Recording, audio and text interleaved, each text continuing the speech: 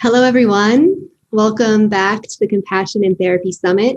My name is Kaylee Isaacs. I'm the founder of the Awake Network, and it's my pleasure to welcome you back to the final day of the summit. This was produced in partnership with the Center for Mindful Self-Compassion.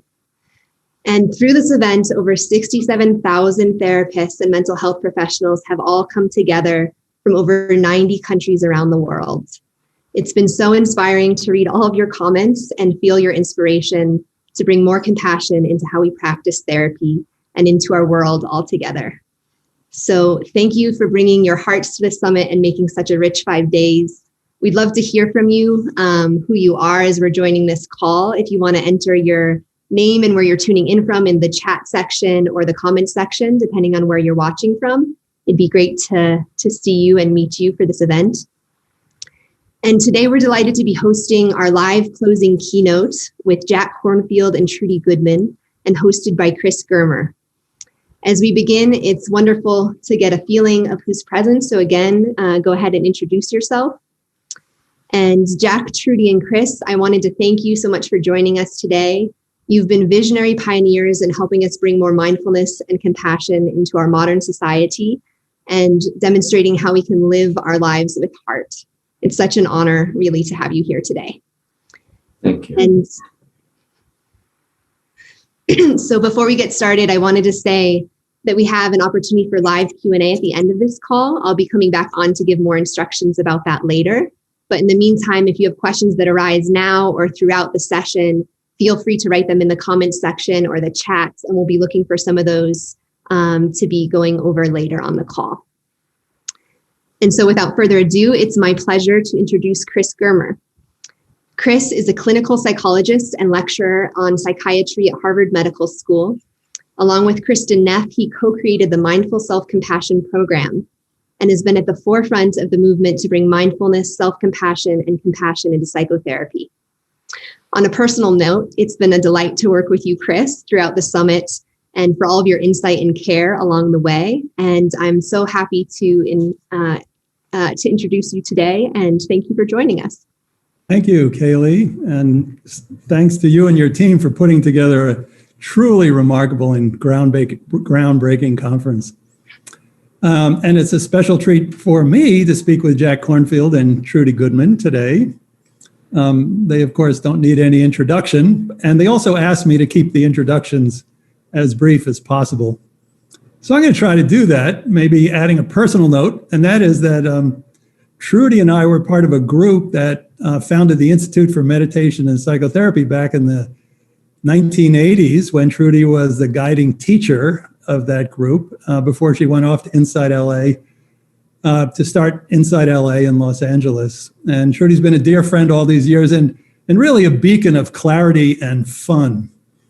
And you also probably need to know that Trudy is the voice of Trudy the Love Barbarian on the popular Netflix series Midnight Gospel, episode 4, which I saw a half hour ago. And Jack, that's the high point of her career, by the way. Really. It is the trippiest thing I've ever seen. Anyhow, wonderful to have you, Trudy, and Jack is just so great for you to be here as well. Jack, also no introduction needed. Jack is Jack, and his luminous transmission of Buddhist psychology and practice has changed millions of lives, and definitely my own as well. So it's such an honor, and welcome, Jack. And it's mutual. You and Kristen together, you've just done such fabulous work, and I just feel like we're somehow brothers, sisters in this very fortunate work of bringing compassion alive at a time we need it. Well, thank you, and your support means a ton to us and to me personally. Thank you. Yeah, so we're now at the end of really a thrilling 4-day conference on compassion in therapy, and in which we explored compassionate presence in therapy, what a compassionate relationship looks like, and also compassionate home practices. So today, in this final session of our summit, we'd like to explore compassion as a way of life. So as therapists, we have our treatment models and methods and protocols, but in order to bring compassion into therapy, we have to embody it in our lives. And so who better to explore this topic with than you both, Trudy and Jack? So for starters, I'm wondering if you'd be willing to share.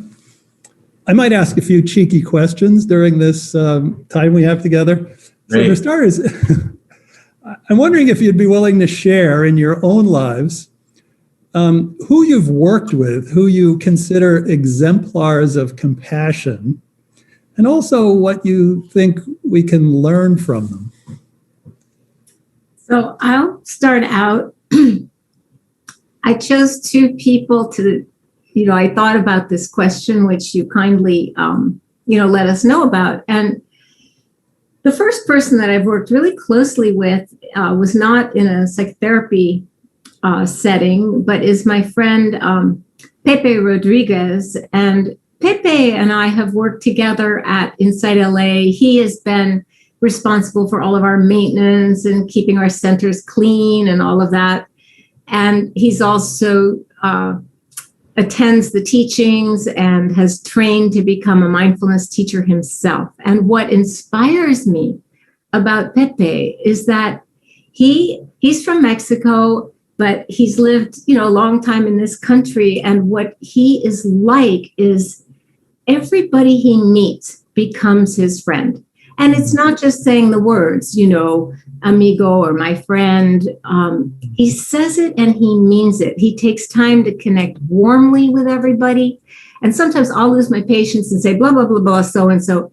He always comes back to that person's best intentions, what they were trying to do. He doesn't focus on where they fell down or didn't do it.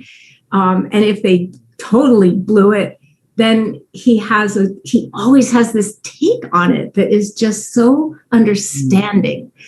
And he reminds me of, and so I've learned about just unhesitating friendliness to all. Everyone becomes his friend. Everyone who's at a cash register, everyone who, there's a quote from a Tibetan Buddhist teacher, Longchenpa, and it says, out of the soil of friendliness grows the beautiful bloom of compassion. And I've really watched that embodied by Pepe. And then the other person was my Zen teacher, Maureen Stewart Roshi. And Maureen was actually almost fierce, quite a stern presence, a really kind of traditional Zen teacher, except for being a female. And her compassion manifested in a very different way through her patience. She was so patient. And she really taught me that patience is an element of compassion. And that's something that I really need to work on endlessly throughout my life, is being patient. And that sometimes compassion is just a very slow, steady presence. Thank you, Trudy. Jack, love to hear from you. So the person that first comes to mind is somebody that was a close friend and teacher and a colleague and a remarkable being, a Cambodian man named Mahagosananda. I lived with him in the forest monasteries of Thailand when we were monks together. And he was this great scholar who spoke 15 languages. But after the genocide in Cambodia, when so many people were killed under the Khmer Rouge, he was saved because he was out of the country. All 19 members of his family were killed. And he went to the refugee camps, and I went with him at one point to try to help these people and ask the UN, can I open a temple in the middle of the camps? And they gave permission, kind of platform and whatever. But the Khmer Rouge underground said that if anyone goes to hear this monk speak, they'll be killed when they go back. They were trying to eliminate all of the intellectuals. And we rang the bell through the camp, and to our surprise, 25, 30,000 people all came anyway out of this, that morning. And I thought, what can he say? And he looked out, and all these people's faces were the faces of trauma. You know, a grandmother and 2 surviving grandchildren out of 8. Everybody else was killed. The families that had lost so much. And he put his hands together. He sat very quietly for a long time. And then he began to chant in Cambodian and in Pali or Sanskrit, the ancient language, this simple verse: hatred never ceases by hatred, but by love alone is healed. This is the ancient and eternal law. And as he chanted it, these were chants that people hadn't heard in years because everything was burned and the temples destroyed. They began to chant it with him. And I felt that he was speaking a truth that was even bigger than their suffering, that no matter what you and we have been through, there is a reality that is greater than this. And I want to remind you that this is your heritage, both within the Cambodian culture, the Buddhist, but really your heritage as a noble human being. And then he spent the next 15 years before he was nominated for the Nobel Prize many times, leading peace walks through the killing fields and the minefields to bring people back to their village with loving kindness. So I think about him. And the thing about him, like Trudy talked about, was he was gentle. He was completely present, quite gentle, and quite humble. So there was just, he just cared about the people that he met, and that was it. There was no big story about it. And it touches me every time I think of him. And Trudy knew him too, so we were all kind of in this together. Such an unassuming person, so humble. Yeah. So as you were speaking, Jack, I was thinking that part of the power of his words was probably because he was in the midst of so much suffering, you know, that it was actually received like nectar, you know. And then I was thinking about the role of therapists. You know, we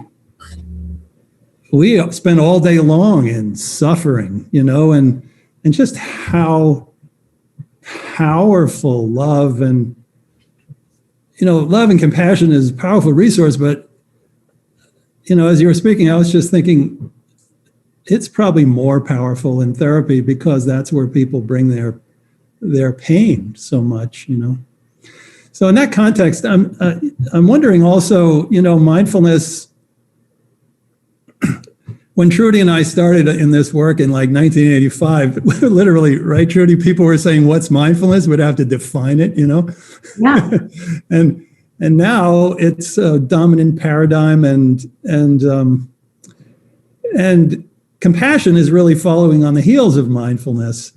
I'm wondering whether either of you would be willing to say something about the relationship of compassion to mindfulness and awareness itself. Something about the integration, you know? Yeah, no, I'll start. I mean, you know, mindfulness, I was really, when I reflect on this, Chris, what I feel is that, you know, for me, mindfulness, immersed in the body, mindfulness connected to a sense of the presence, physical being, is, it could be called the fountain of all wise states, including compassion. And that quality of mindfulness, when it's anchored in a sense of presence of the body, it's, you know, it's upright, it's stable, it's grounded, and it's anchored in valuing ourselves, valuing our presence. And that valuing, the word, you know, is punya, that valuing is, that's compassion too. And so I feel like that movement, when we're practicing mindfulness and being aware, whenever we let a thought go, whenever we don't believe a thought, whenever we free our heart from being caught in these different mind states, that's an act of compassion right there. And that seeing things clearly, you know, having that attitude of why are we practicing mindfulness? We want to find out where we get out of our suffering, right? And we want to find out, how do we do it? And so I think that for me, where they come together, where mindfulness and compassion come together, is collecting in the body, like collecting our thoughts, collecting the presence of our hearts. And that's where composure, the steadiness of attention that we associate with developing mindfulness, the clarity, the ability to take responsibility for our own minds and the actions that come out of our minds and hearts. And I feel like this is how, to everybody who's listening, this is how your love of your life and your love of life itself, and your compassionate sense of your own value translates into then action, altruism, healing, the work that you do. So that's kind of how I look at them. And there's a lot more to say, but I will let Jack say something. Well, I'm just appreciating gathering and valuing as kind of the whole frame of the mindfulness enterprise, how profoundly compassionate that is. Yeah. What are you thinking, Jack? So I want to bring in a little bit of history, which you are a part of and Trudy's a part of as well. And that is that when some of us first started bringing mindfulness practices and teachings in the 1970s back from our training in various parts of Asia, there was a way in which the mindfulness people picked it up and began to practice had a subtle quality of sternness or judgment in it. All right, I can see this. I see the, the angry mind, or I see my fear, or so forth. But with it, there was also this notion that somehow I could be better than I am. It's built into us in some fashion. And so that the observation of mindfulness to become present and notice could get tainted in some way by either ambition or judgment or self-judgment. And you know about that famous meeting we had with the Dalai Lama in the 80s saying, what do we do about all the self-hatred that we're finding in students? And he couldn't understand that because there wasn't a word for it in Tibetan. It took him a while to, what does that word mean? And then he said, finally, but this is a mistake. Why would anyone do that? I said, okay, well, Chris and Kristen will develop a practice of a training for mindful self-compassion to help people. But what we learned pretty early on in teaching in the European and North American culture, primarily our white culture, which it was then hopefully, and more now it's become truly somewhat more diverse, was how mindfulness could be misused unconsciously. And so we then began very deliberately to weave in loving kindness and compassion, and I'll put them kind of together with mindfulness because they're critical. As a therapist or as a person tending to your own body, heart, and mind, to pay attention in a way that leads to freedom requires that attention be loving. If it doesn't have love in it, it becomes distant or cold or potentially judging. But with the quality of love, and Ram Dass's phrase for mindfulness, which we've adopted, is loving awareness, is mindful loving awareness. When that's there, then we can be both present for this mystery of life, and it can be received in a field of compassion or love.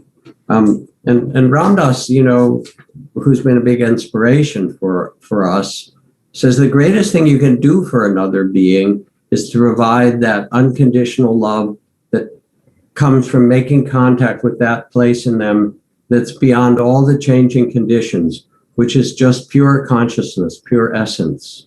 Everything transforms when we identify with being the loving awareness to the story instead of the actor.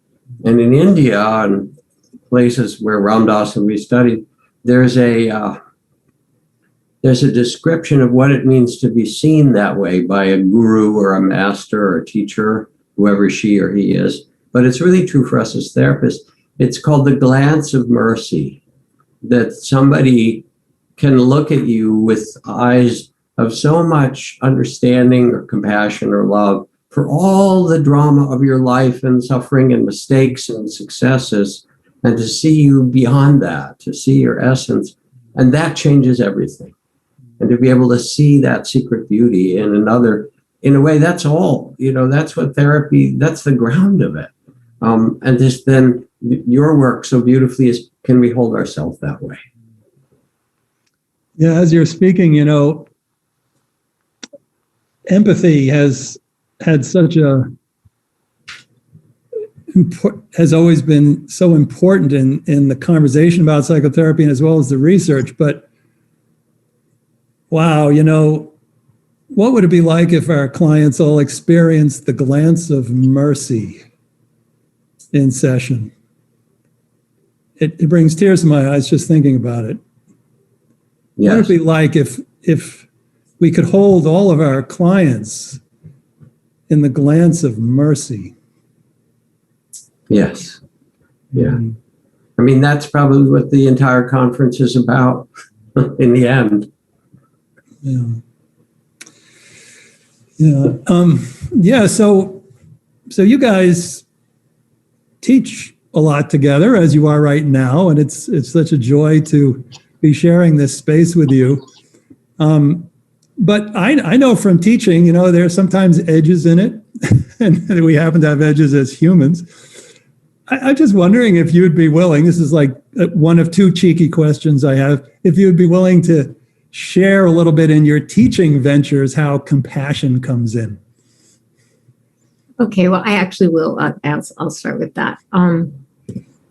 Yeah, so in teaching ventures, I'm going to tell a story that comes from teaching that I did for around 10 years with a colleague, Chris, named Catherine Platzker, who was a pediatric nurse in the Pediatric Intensive Care Unit, the PICU, we call it. And Catherine and I led day-long retreats on mindfulness and being with death and dying. So, of course, compassion was a big piece of that. And, it was in those days, it was really needed because there was no way for people to grieve the repeated losses that happened. You had to rush to the bedside of the next patient. And today, with COVID, of course, this is amplified so many times. As a result of our work over these many years, which has continued, we created it was called, you would love this, Chris. It was called the Fearless Compassionate Care Training for others, caregivers, who work at the bedside of critically ill and dying children and later adults too, we included. And I want to read you a poem that Catherine wrote recently during the pandemic. She's retired, but as a nurse, she's so aware of how it is, and she's still connected with her friends in the pediatric intensive care unit. And she wrote this poem called View Out My Window, and it is the best response I have, really. She said, the worst thing is she died alone, as so many do these days, isolated from all who love her. In pandemic, we are globally unprepared for this novel anguish.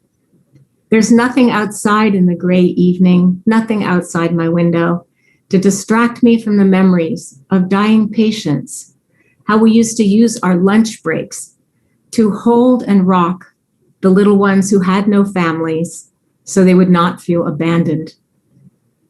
I jolt up in the night, sleepless again.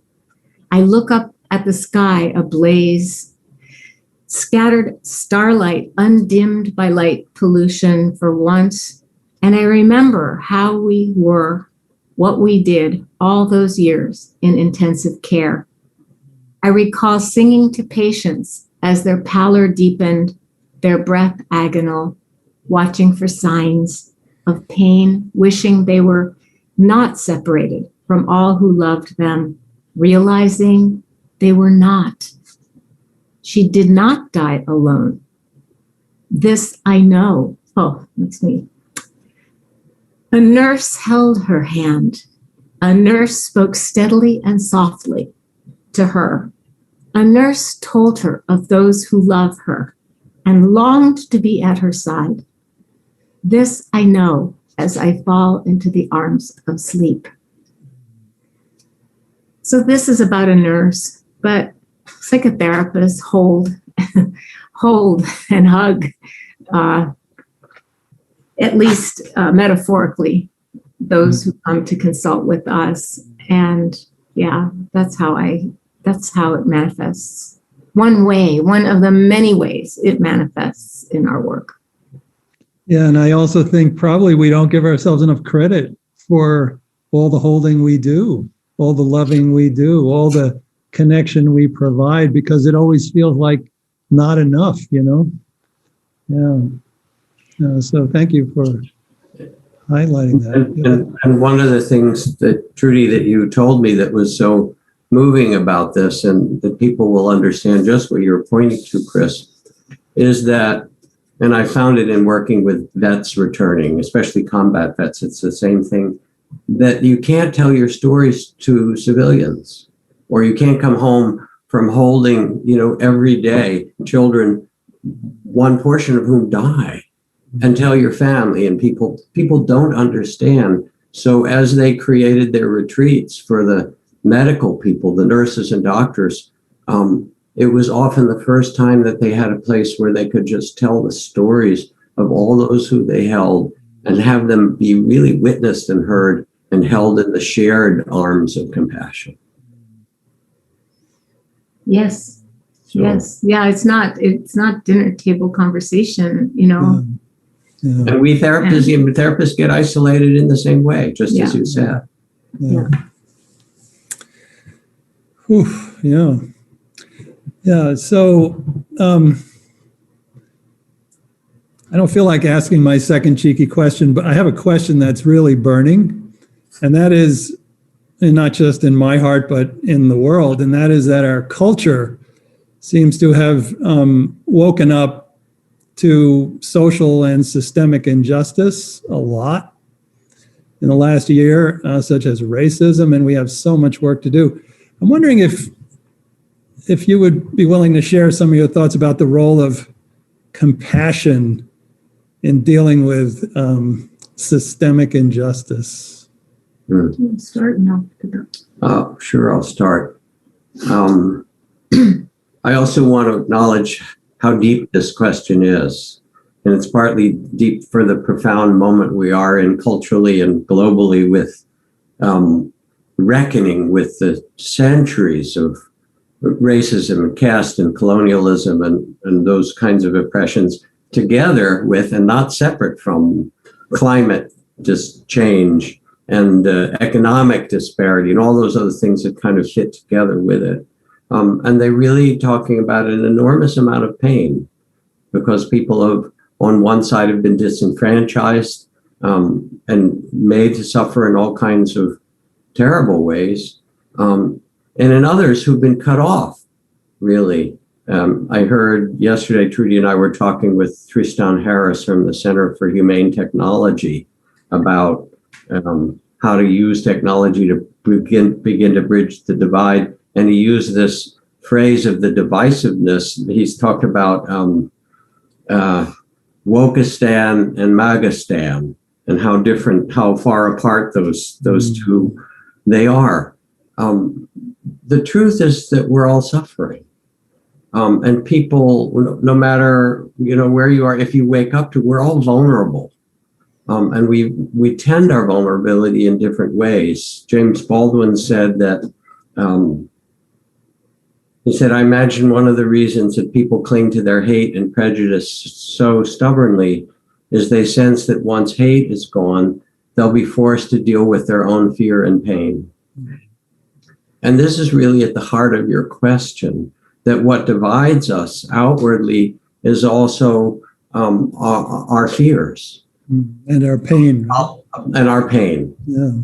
And when we teach our children that there's a way to hold their emotions, their fear, their anger, their pain, as we know in social emotional learning and things like that are grown, which is all the elements of compassion, we're putting medicine somewhere at the root of this systemic problem.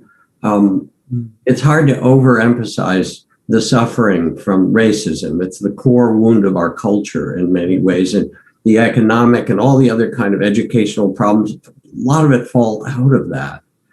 To turn toward it, the only way we can bear it is compassion for how much it's cost us and others, and how much struggle we're in, and how different people think, and how frightened we are. We're all in suffering together. And if we have some sense of shared compassion for this and our shared human vulnerability, then maybe we can move forward.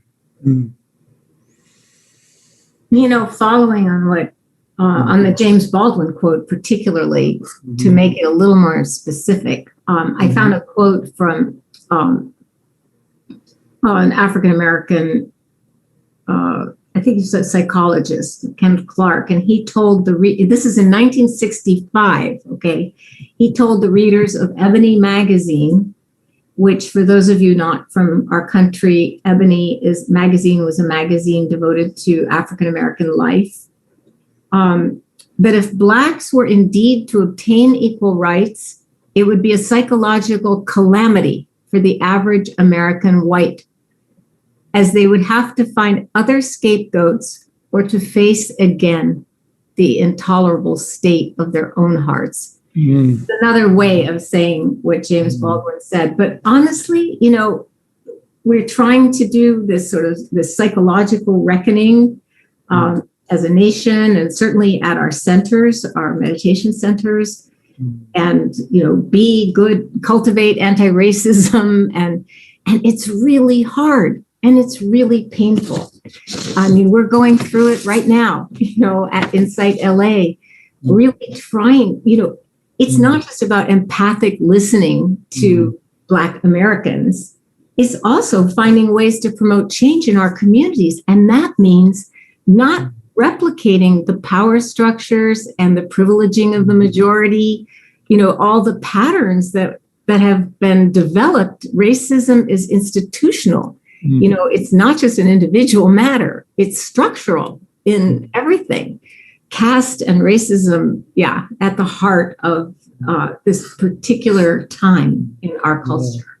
And I want to recommend a book that I found really illuminating. And I think I told you about it, Chris, Caste by Isabel Wilkerson. I had the privilege of reading it. It's an astonishing book, yes. Yeah, and maybe Stephen or Kaylee, who's ever putting things in the chat, Megan can put that. It's Caste by Isabel Wilkerson. And, the role of compassion, I really see it for myself, is in counteracting the white fragility, the reactivity that I get around, trying to tackle some of the shame and awkwardness and guilt and the other painful feelings that come up when we look deeply into our history.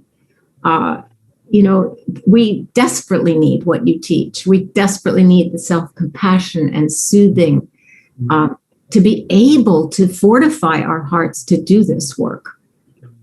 I also think this is just a tiny little practice to put out there, both personally and collectively, because you really talk about how do we strengthen our hearts so that we can actually face this level of collective suffering.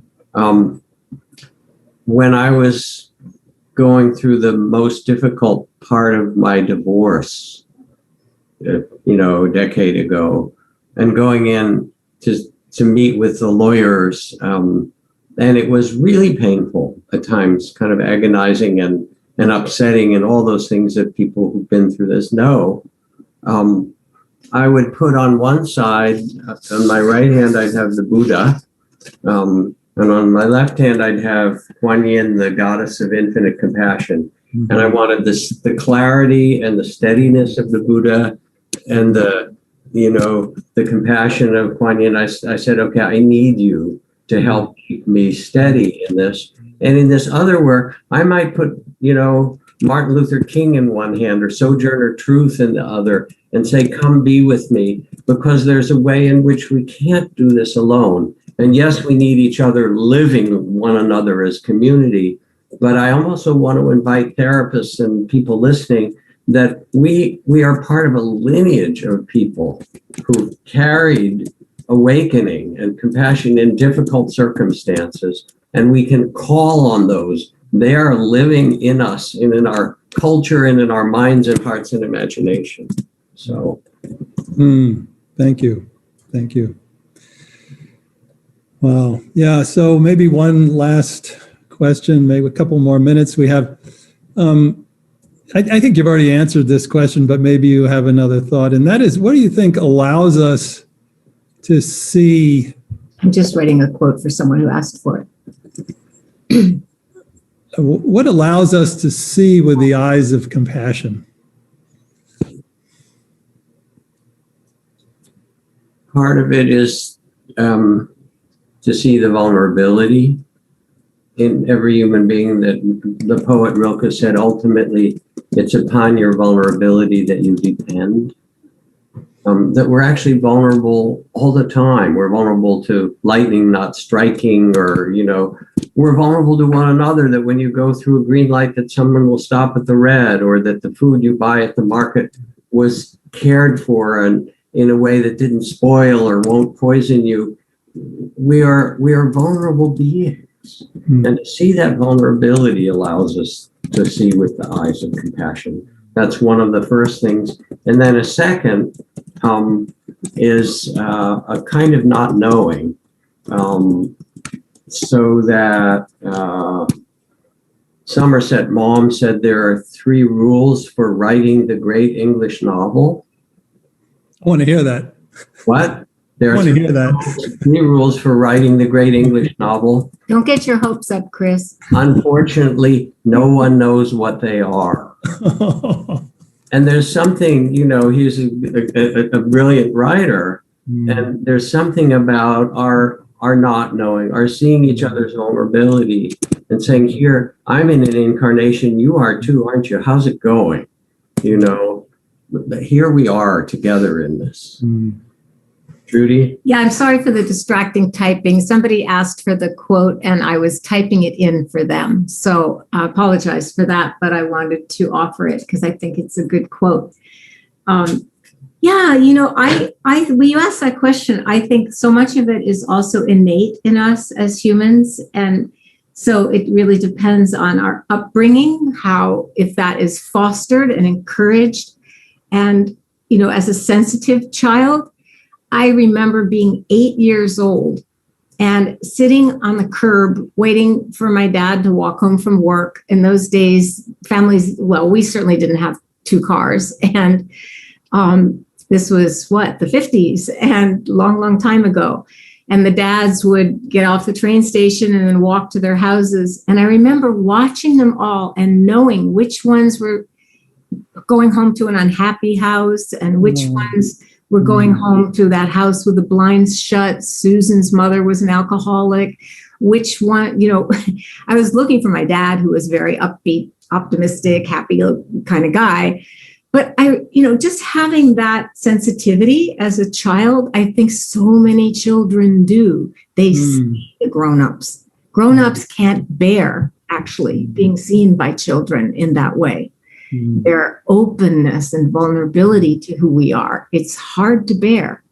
And so I think a lot of it, to me, has to do with parents having done their own work so that they can actually bear being seen in all of who they are. And that allows the children's own compassion to naturally blossom because it's there. It's there.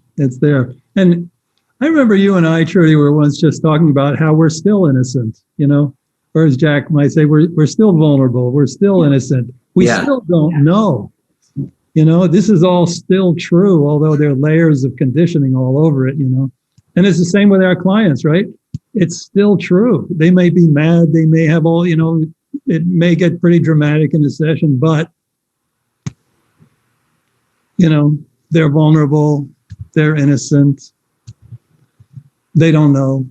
We're working it out together. There's an inviolable child of the spirit underneath in each one.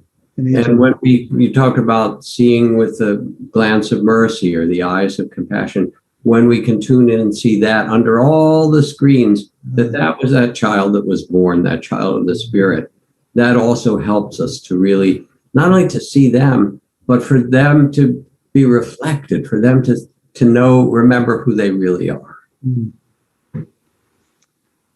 Oh, so I wonder whether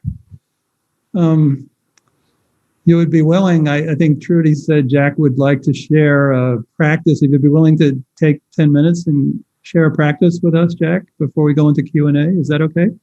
I'm happy to share a practice, yeah. Trudy told you, she said, Jack, I want you to do the practice. Oh, that's how that worked. That's how it actually worked. She sent me an email and said, yay, Jack's going to do it. But it wasn't because I actually love doing those practices. It's because I really feel like with all the people from all over the world, they know Jack through his books, and I want them to have a chance to experience Jack leading the meditation. It was so generous of you. It was. I know. Truly. No, I'm feeling it. So let's go for it. All right. So we have compassion for each other, Chris. We do. And what I love, and in our marriage, it's been really important to me, is that in those occasional and rare moments where I might get a little frustrated or irritated or judgmental, very, very, very rare, mind you, but should it possibly, since we are meditation teachers, right? Should it possibly happen, I do an inner practice of seeing Trudy as a girl, because she has this joyful spirit anyway, but seeing her as a teenage girl or as a young girl, and it's just so visible to me. And how could I not love and care for, and that all that irritation just goes out the window. So, all right. So we'll do a little practice. Invite people to close their eyes, settle themselves wherever you are seated now. Feel your body resting on the earth, and how wherever you're seated, the earth can hold you and support you. Almost as if you have roots like a tree that go into the earth. You can take a moment to steady yourself.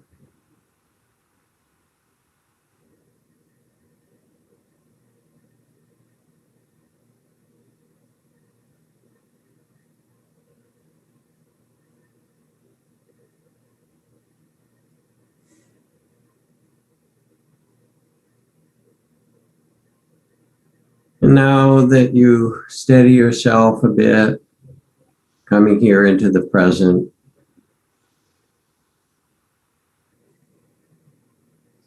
become aware of the whole sense of your body.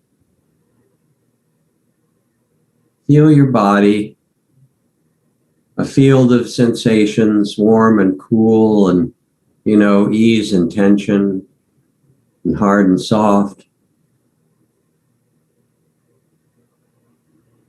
And as you feel the state of your body right now,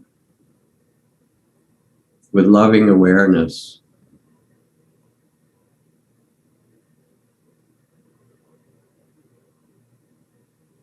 notice also how much your body has been carrying lately. The weight or the tension, the struggles you may have in your life, the physical dilemmas, all that your body carries.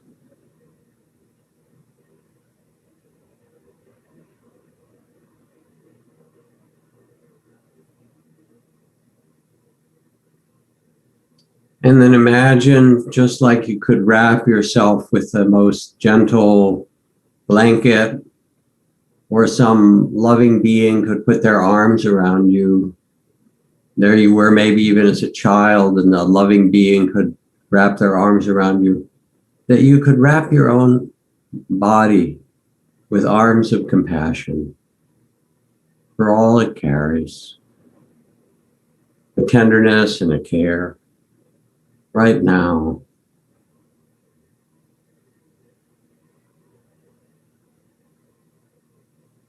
And notice what happens as you hold all that the body's carrying with compassion and kindness.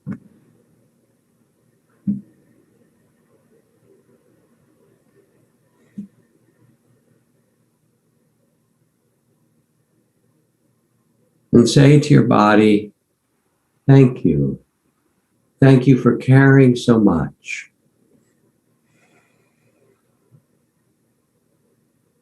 Thank you for caring so much. I'm okay just now. You can relax. I'm okay just now.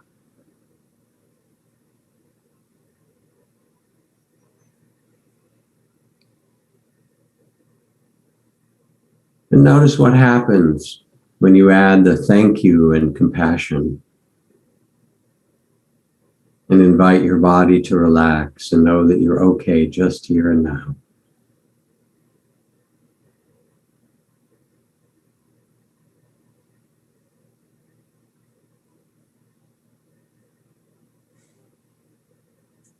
Now bring the same loving awareness to your heart. Your heart, which carries so many things: longing and love, fear and hurt, anger, boredom, frustration, delight. Your heart carries the pains of your life and the people you care about and the world around you. Carries your hopes, concerns, and feel how much your heart carries.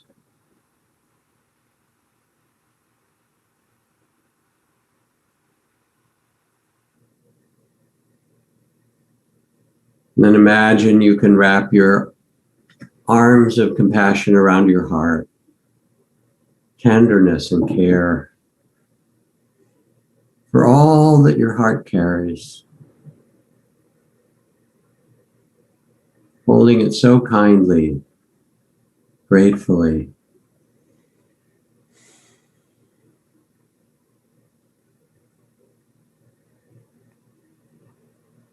And say thank you. Thank you for caring so much.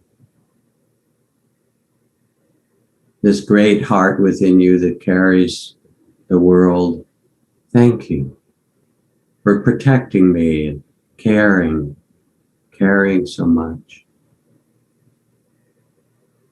I'm okay just now. You can rest and relax. I'm okay just here.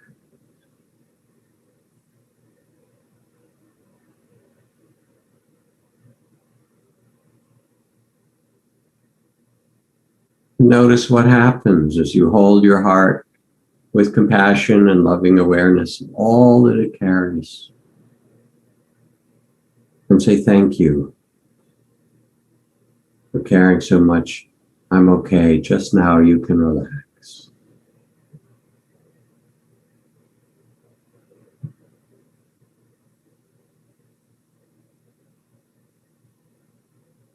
Now bring your loving awareness to your mind, that beehive of thoughts and images, that busy planning and remembering and imagining and envisioning of pictures and words nonstop. And feel the energy of the mind, all its movement. And hold it with compassion. It tries so hard. Hold this mind with compassion, tenderness, and say thank you. Thank you for working so hard to protect me and plan. Thank you for trying to keep me safe. I'm okay for now. You can relax. I'm okay just now. Thank you. Let the mind soften. and quiet.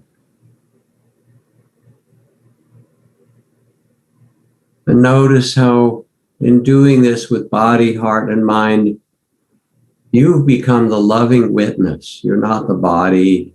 You're not the emotions. You're not the thoughts.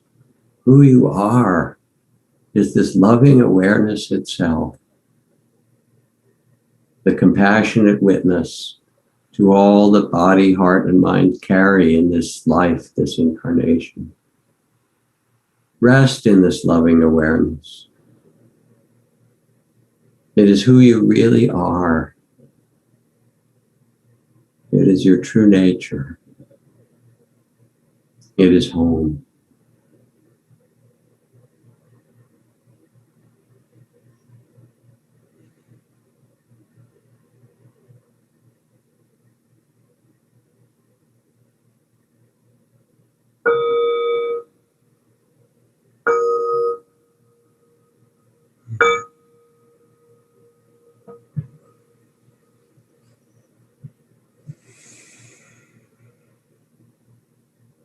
A quick tour of mindfulness of the body, heart, mind, and the nature of mind, compassion, and awareness in 11 minutes. I'm sorry I went over by a minute. Thank you, Jack.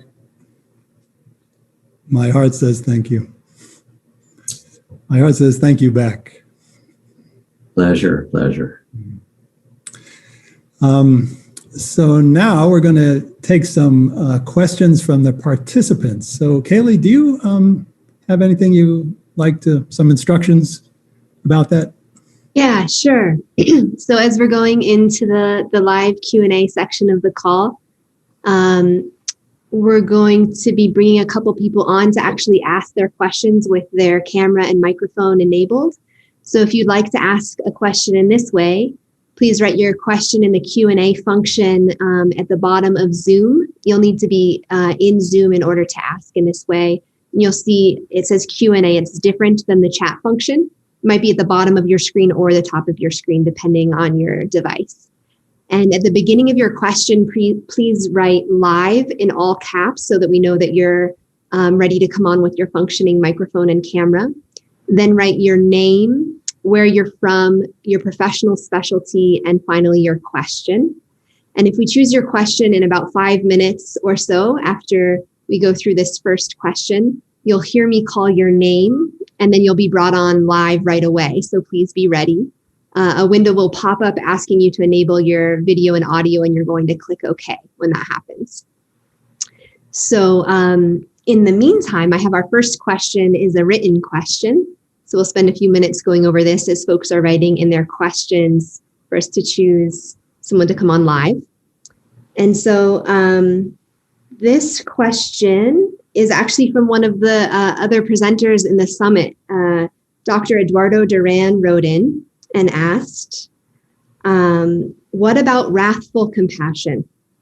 Trungpa Rinpoche talks a lot about idiot compassion. I see a lot of codependence disguised as compassion. Can you say something about wrathful compassion and idiot compassion? Well, you know, I'm just going to say a couple of sentences, and Trudy has more to say. We're Americans. We know how to misuse anything. We can misuse compassion too. I'm just speaking from the territory of the Miwok in California, or that's the land that I'm on. Anything can be misused, you know. So mindfulness and compassion can be misused in ways that aren't really genuine or aren't really helpful. Idiot compassion, where you're, you know, not actually paying attention to circumstances.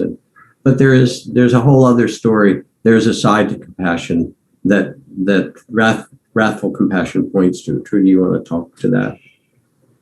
Well, first of all, I feel like I'm definitely an expert in idiot compassion and had to learn over painful years the difference between wise and idiot compassion. Trungpa Rinpoche used to say, idiot compassion, the difference is understanding that to be open to the train, you don't have to stand in front of the train.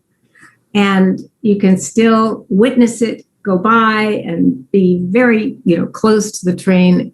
In terms of wrathful compassion, I really I think of that as tough love.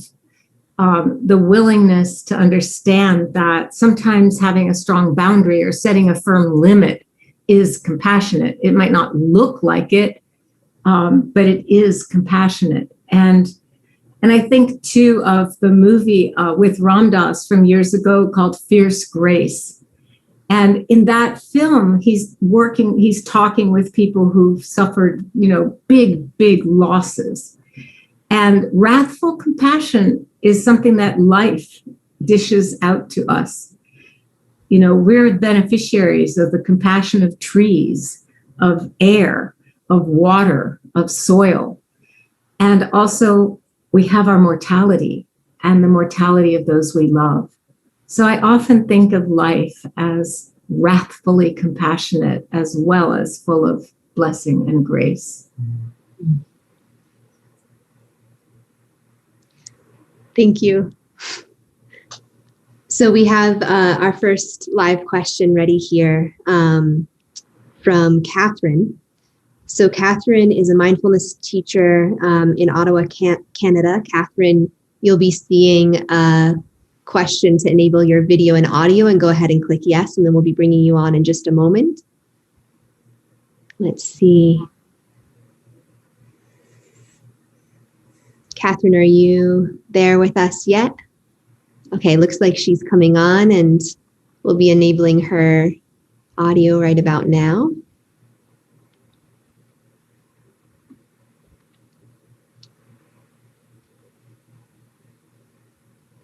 Hi, Catherine. Hi. Can you hear us? Hello. Hello. Thank you so much for Don't this. worry about Amy.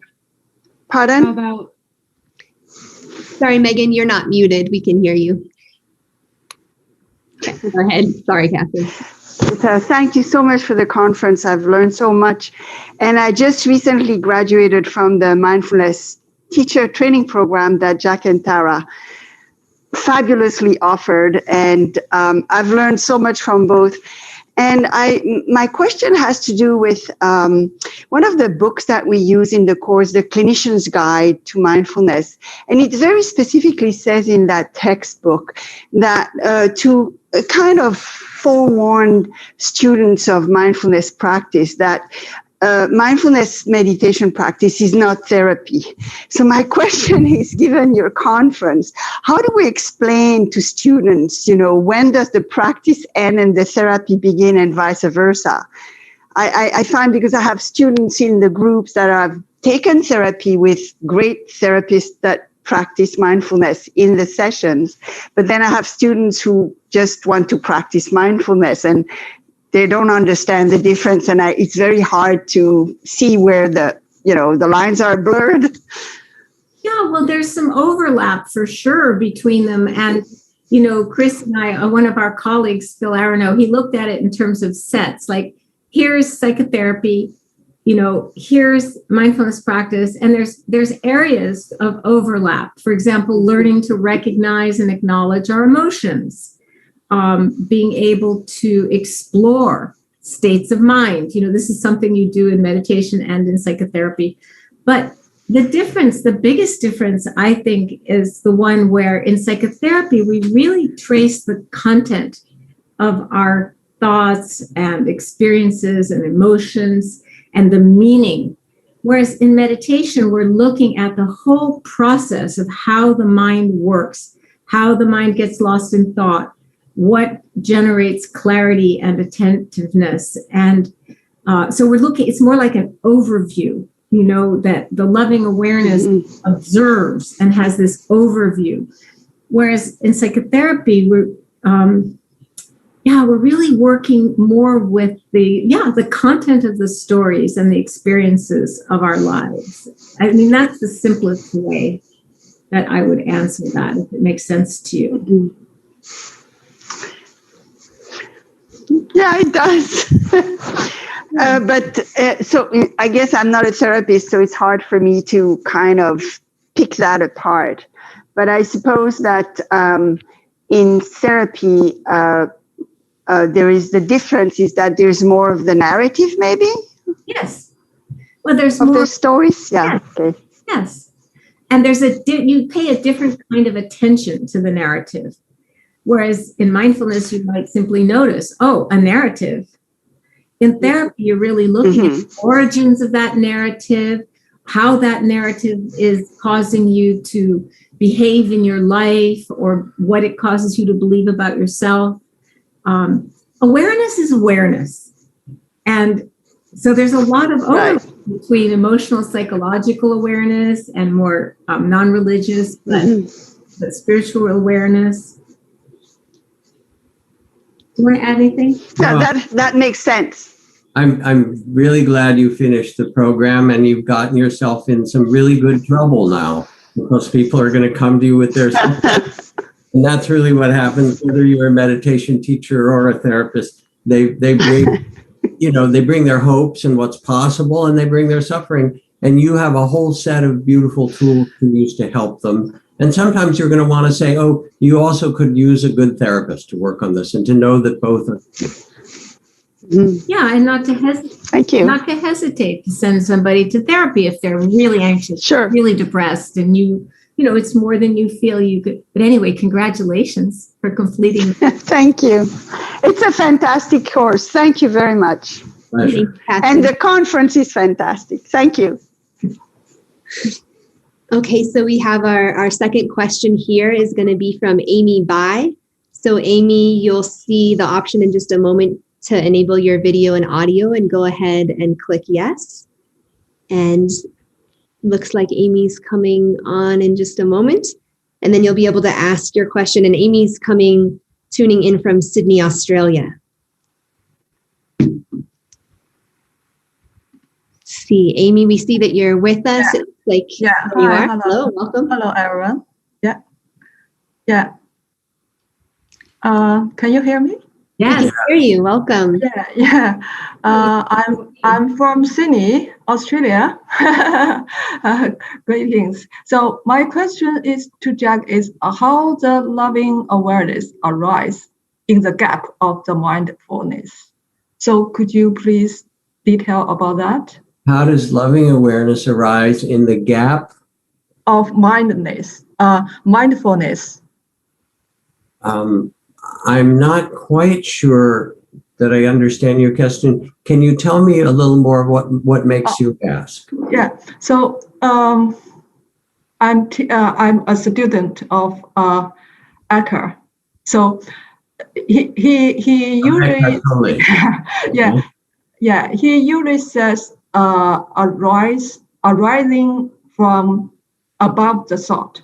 So I was curious about, you just said the loving awareness. Is that same thing arise above the thought? I mean, in the mindfulness, the gap, I mean, between two thoughts, in that present, or you can say in that stillness, we can arise the loving awareness. So how that happen? It's a beautiful question. Thank you. There are different ways we can experience mindful, loving awareness. We can experience it as a field of awareness in the silence between thoughts, as you say, where there's just a presence, which is consciousness itself.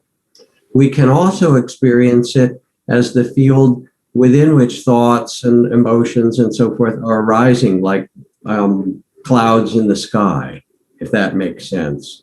So that there may be a gap between thoughts and things go very silent, and you rest in that silence.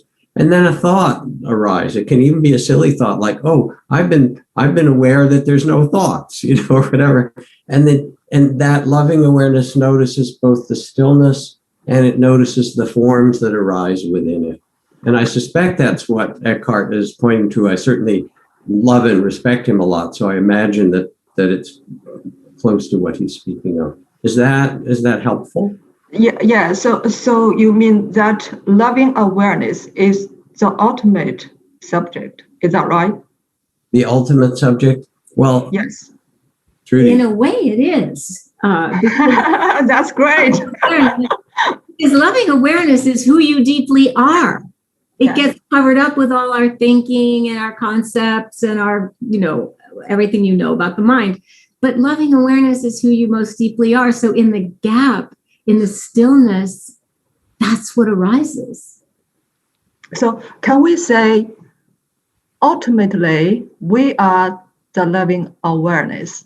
Also, that what we truly are, that is the ocean of the loving awareness. Can we say that? Yes. So, for the person I am, it's just the drop of the loving awareness, the ocean. Can we say that? Yes, it's beautiful what you're saying. You can definitely say that. It's a beautiful teaching. You could say the ocean of loving awareness. I see you have tankas behind you. So about the ocean of compassion. They're not two different oceans. So we are both ocean and also the drop of the water. Is that correct? Gorgeous. Gorgeous. Thank you so much. Thank you. Thank you, Amy. Thank you. Okay, we have a third question coming in from Mark Stouffer. So Mark, you're going to see the option again to enable your video and audio. Please click yes, and then you'll be on with us and you can ask your question. And Mark is tuning in from Portland, Oregon. Looks like Mark's with us. Mark, if you can hear us, welcome. Hi, can you hear me fine? We can hear you. Thank you. Thank you for taking my question. It's an honor to just be present with both of you. As a counselor, I work with individuals with abilities, but from time to time, I will have a client that has been labeled with a personality disorder. And sometimes I notice within myself that I get activated. And after the session, I will do like a ho'oponopono sort of prayer after the client has left the space. And I guess my question is, in the topic of compassion and awareness and loving awareness, what strategies have you used in your life when you find yourself activated by a certain individual, whether it be in your practice or your personal life? And I'm very curious how you use maybe compassion or compassionate towards the people that could potentially activate you. Well, I'll just tell you one story about, I worked as a psychotherapist for about 25 years in Cambridge, Massachusetts. And I remember working with one child whose mother was very angry, and she had good reasons, but she would turn it on me. And sometimes the force of her rage, they would leave and I would just be filled, what you're talking about still. And honestly, what I would do in those times is just go outside, Mark, and find a tree and hug that tree and sob. That's what I needed to do. For me, also water, the water element, if I can get into a bath or a pool or the ocean, even better, that really helps. I do find that in those moments when I'm just really charged with that kind of reactivity, that's usually not the best time for seated meditation. That I need to either walk, I need to either move, immerse myself, find a tree. I definitely feel the compassion that comes from the earth, lying on the ground. Maybe now in Maine, you wouldn't be doing that, but lying you don't even have to be outdoors. You can just feel it coming up from the earth. The compassion that nature offers to us is so vast and immense. And for me, that's a huge help in those crunch moments you're talking about. Trudy said a lot of it, and it might be at some point. I go outside, I run around, I take a shower, or I change the venue and I go and I cook something, and first I chop a lot and I kind of let out whether it's the aggression or the tears or something. I also have suggested for some therapists, and I did it, and I had an altar. And so behind me, it wasn't just me, but I had backup. And when that person left, I could say, all right, Buddha, my teachers, all those, you carry this. This is too much for me. because it's not right for you to carry it in your body, and you know that in some deep way. You're really the vessel for something greater to hold that person. But more than anything, I just want to respect the depth of the work that you do at that point. And that it's talk about fierce compassion. It's a kind of brave compassion to be able to be in the presence and then to care for your own body and spirit while you do. Thank you so much. Those were beautiful answers to the questions. And I love the idea of movement and hugging a tree. Thank you so much. I almost said get a bottle of scotch, but I really didn't want to say that, and it's wrong. No. But I almost said it just because the impulse is like, how do I get a, but there are really skillful ways to do it, which is what Trudy and I have been talking about. And I think people are probably going to offer you also some words in the chat, Mark. So check there too and see what others have to say, because everyone's a therapist. There's so much wisdom, and everybody has different ways of, expanding our hearts so that we can hold more and more of the suffering without getting lost in it. And I have to fix what I just said, because I don't even actually drink. But there's a certain danger, because if we don't answer your question in ourselves, then we will turn to things to numb ourselves because we can't bear it. So it's actually a danger in our profession. And so at the depth of your question is something that's really also a safeguard for us as a whole in what we do. So thank you for that. Yeah, and check the chat, Mark. Thank you so much. Bye-bye. Bye. Thank you, Mark. And so thank you all for your wonderful questions. It looks like we're coming to the end of our time together tonight. And so Jack, Trudy, and Chris, I just wanted to thank you for sharing your wisdom and insights and deeply compassionate hearts with us tonight. And are there any final words that you'd like to leave us with this evening? I guess I would just like to say how much respect I have and how much I really treasure anybody who is interested in this subject and who comes to a conference like this and works with the suffering of so many beings in this world. I just want to thank everybody who's listening for your work and for your beautiful hearts that are compassionate and long to strengthen and deepen that compassion. So yeah, thank you everybody for who you are and what you do.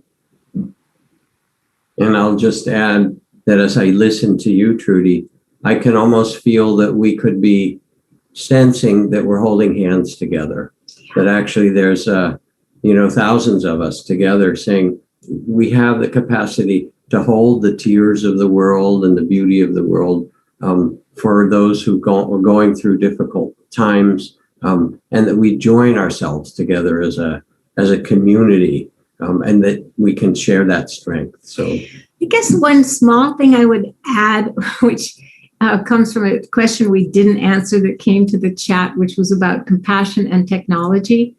And I would just want to invite everybody to make sure that you have seen the documentary film, The Social Media, the Social Dilemma, because it addresses the problem of social media and how it does not really cultivate compassion in our world. So thank you. Yeah, and I can just say, echoing what was said about community and presence, that in these last 4 days, we've really 5 days, we have created a community. 70,000 people have come together around the world with this common purpose, and what an honor it is for each and every one of us to participate in this. This is it's a brief life. How often do we get to do this kind of thing? And I just hope that we can connect in other ways going forward. And in that context, profound gratitude to Kaylee and her team at the Awake Network, because it was just an extraordinary achievement what you did. And thank you. Thank you, Trudy. Yeah. Thank you, Jack. Thank you, everybody. Pleasure, Chris. Thank you. Take care of yourselves. Thank you. And with that, thank you to everyone for bringing your energy and inspiration to this summit through the last 5 days. It's been so powerful to feel this sense of community coming together from around the globe. And while we're closing the summit today, I feel like in many ways this is just the beginning. And I hope that we'll be able to continue to gather through future events like this and continue to learn and deepen our explorations together. So in particular, I also wanted to highlight that we'll have an event coming up on February 17th, which will be another live Zoom call with Chris Germer and Kristen Neff. And in that call, we'll be hearing some of their insights on how to integrate self-compassion specifically into clinical practice and hearing about their new in-depth training program, specifically designed for psychotherapists. So we'll be sending out more information about that soon. And in the meantime, stay safe, and we look forward to connecting with you all soon.